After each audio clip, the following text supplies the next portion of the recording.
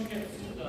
Biz hamımız Məhəmməd ümmətin din qardaşlarıyıq. Ay oğlan, elə din qardaşları görmür kimi. Allah şeytanı rəhmət Uşaqlar, meyilini incitmeyin. Onun qədrini bilin.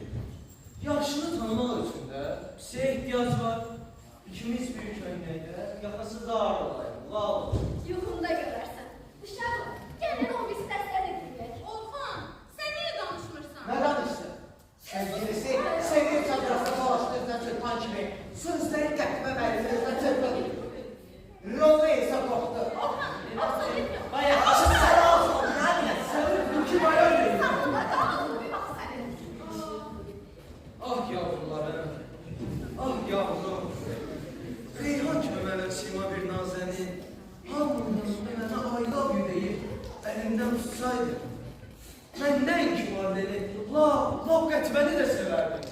Ah, hələ mən qəzəfəni demirəm. Təşəkkür edəm. Səmət, indi nə demək istəyirsən? Durub Madlenin prişli sifətindən. Ay yox, elə şey demeyin. Camal sonra sizi pis başa düşər.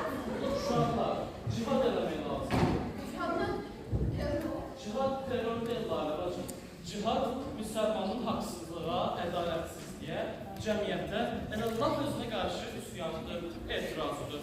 Bizim indiki üsyanımız o 240 simasız qətlə məməkini insanlar qarşı. Nazlı.